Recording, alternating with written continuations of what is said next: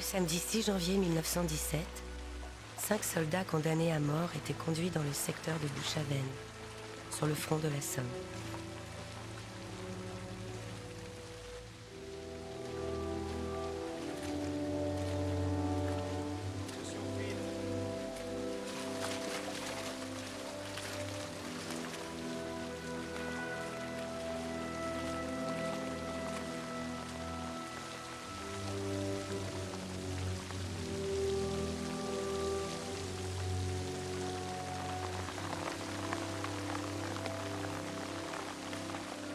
Le premier, jadis aventureux et gai, portait à son cou le matricule 2124 d'un bureau de recrutement de la Seine. Il avait des bottes à ses pieds, prises à un Allemand. Il avait pris ses bottes à un ennemi qui n'en avait plus besoin, pour remplacer, bien bourré de paille ou de papier journal, sa paire de vieux godillots.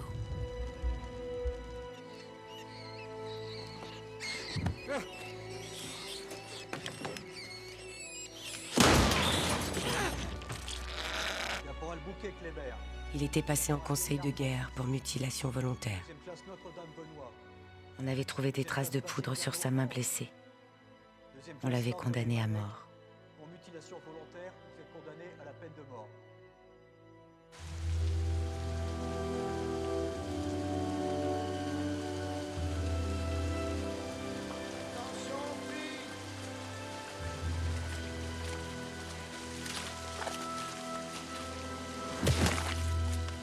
Le deuxième soldat était le 4077, d'un autre bureau de la Seine. Il était soudeur au chemin de fer de l'État, à Bagneux. Il s'appelait Francis Guignard. On l'appelait Sissou. Il savait que les pauvres font de leurs mains les canons pour se faire tuer, mais que ce sont les riches qui les vendent. Il essayait de le dire dans les cantonnements, mais il n'expliquait pas bien. Et le mauvais vin, qui est le compagnon de la misère, abrutissait tant le regard des soldats qu'ils savaient encore moins comment les atteindre.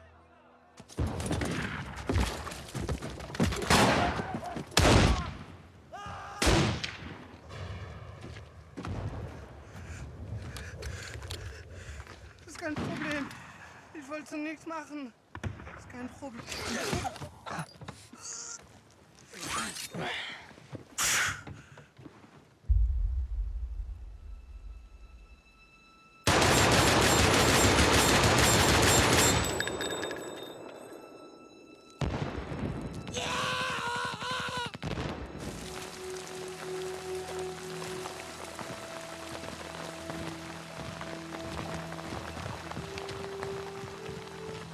Le 18-18 était certainement des 5 le plus brave et le plus redoutable.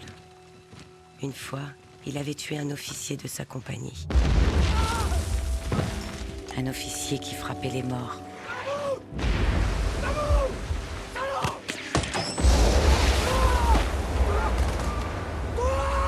Lève-toi! Lève-toi! À l'attaque! À l'attaque! Toi! En avant! Ah!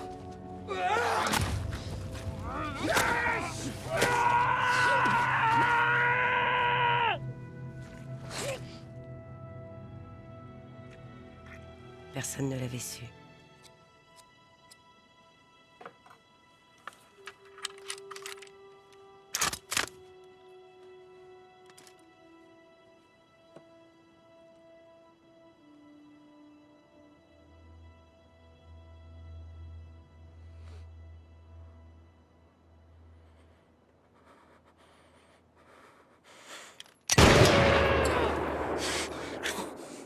Benoît Notre-Dame était un paysan de la Dordogne.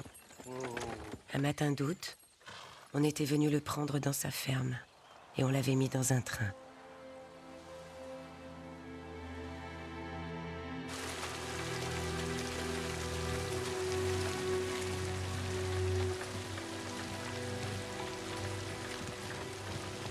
Attention, fil. Le fil du téléphone, c'est le seul lien avec le monde des vivants. C'est par ce fil ténu que pourrait leur parvenir la grâce du président Poincaré. Même si le seul à y croire encore, c'est lui, le matricule 7328 d'un bureau de Corse, Ange Bassignano. De l'avis de tous ceux qui avaient pu le connaître, jamais prénom n'avait été plus mal porté. Il était menteur, tricheur, frimeur, cafardeur, embrouilleur.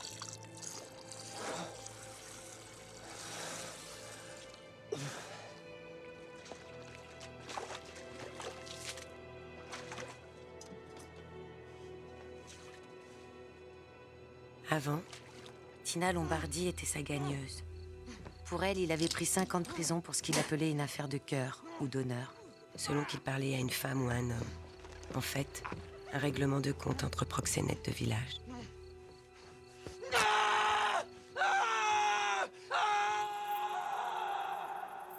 Cet été 1916, on récupérait jusqu'au droit commun pour ressusciter les régiments fondus dans la fournaise de Verdun. On l'avait laissé choisir. Ah bah on dirait que ça a chié les marmites dans le secteur. Non, c'est plutôt calme en ce moment. Ça, c'est pour qui? Bah, c'est-à-dire que, en fait, vous attaquez demain.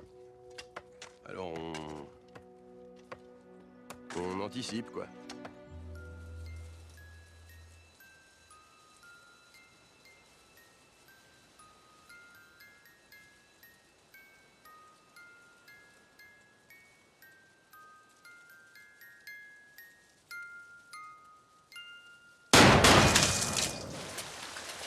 Attention au fil.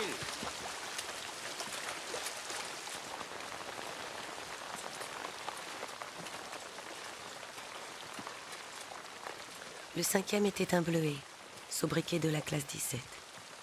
Il lui manquait 5 mois pour avoir 20 ans. À présent, il avait peur de tout. Des canons français qui tirent trop court, du vent annonciateur des gaz, des nettoyeurs de tranchées, des exécutions pour l'exemple. Pourtant, il n'était pas le même avant la tuerie. Il était tout le contraire, bravant la tempête quand il portait secours aux gardiens des phares de pleine mer.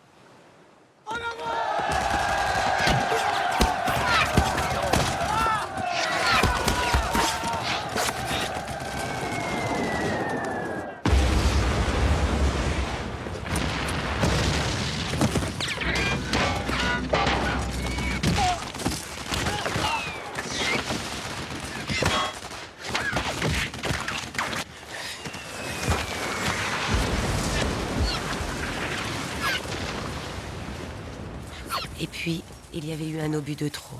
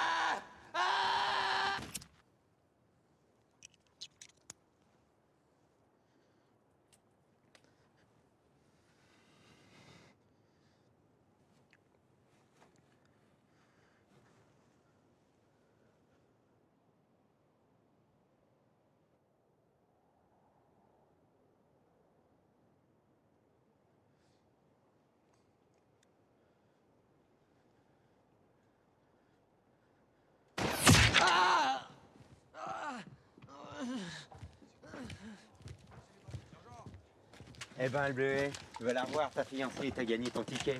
Un ticket pour la cour martiale, oui. Allez, sergent, fermez les yeux pour une fois. Il en a déjà assez bavé comme ça, non? Il risque d'être fusillé, quoi. Merde, soyez humain pour une fois. Fermez-la. Allez, sergent, quoi, là? Sergent! Fermez-la!